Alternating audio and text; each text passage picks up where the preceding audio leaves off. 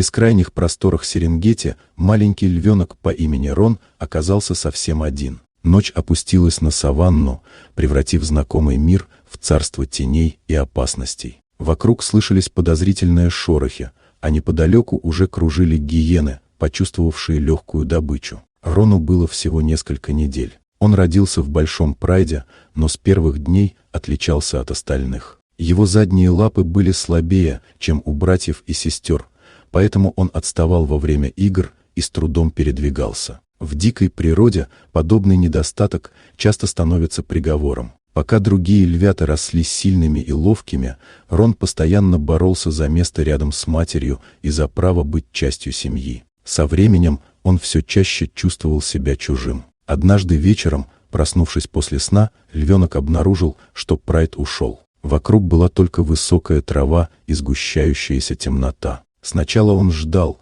надеясь, что родные вернутся, но никто не появился. Когда гиены начали приближаться, Рон понял, что должен двигаться вперед. Каждый шаг причинял боль, но остановиться означало погибнуть. Он брел по саванне, тихо подзывая мать и пытаясь найти хоть какую-то защиту. Неожиданно на его пути появился огромный буйвол. Львенок испугался, однако животное не проявило агрессии. Пока Рон держался рядом, гиены не решались приблизиться. Позже из кустов вышел леопард, но, увидев могучего буйвола, предпочел отступить. Так случайный сосед по саванне невольно спас жизнь маленькому львенку. Продолжая путь, Рон услышал рычание других львов и направился на звук. Но это оказался чужой Прайд.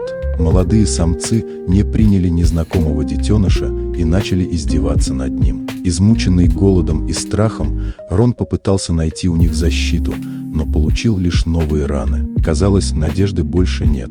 Однако в самый опасный момент над саванной раздался знакомый рык. Это была его мать. Она стремительно появилась перед чужими львами и одним грозным предупреждением заставила их отступить. Рон бросился к ней и впервые за долгое время почувствовал себя в безопасности. После возвращения жизнь не стала легкой. Прайд по-прежнему много перемещался, а Рону приходилось преодолевать боль и усталость. Он часто отставал от остальных, но уже не сдавался. Каждый день становился для него испытанием, которое делало его сильнее. Особенно тяжелым оказался переход через бурную реку после сезона дождей. Пока остальные львы благополучно переправились, Рон застрял среди камней. Сильное течение могло унести его в любую секунду. Увидев это, мать вернулась обратно. Вместо того, чтобы тащить сына, она прикрывала его своим телом от потока и помогала самостоятельно выбраться на берег.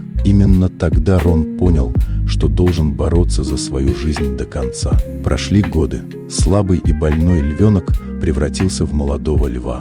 Его тело сохранило следы старых травм, но характер стал необычайно крепким. В отличие от других львов, выросших в безопасности, он слишком хорошо знал цену одиночества, боли и выживания. Когда на Серенгети обрушилась сильная засуха, добычи стало мало. Прайд оказался на грани голода. Многие растерялись, не зная, что делать дальше. Именно тогда Рон проявил качество настоящего лидера. Он повел львов на новые территории в поисках пищи и не позволил страху остановить их. Во время одной из охот Прайд столкнулся со стаей гиен. Пока другие колебались, Рон остался на месте и принял бой. Его решительность помогла отпугнуть противников и сохранить безопасность семьи. Позже именно он возглавил охоту на старого буйвола, которая обеспечила Прайд едой на долгое время. После этой победы отношение к нему окончательно изменилось. Лев,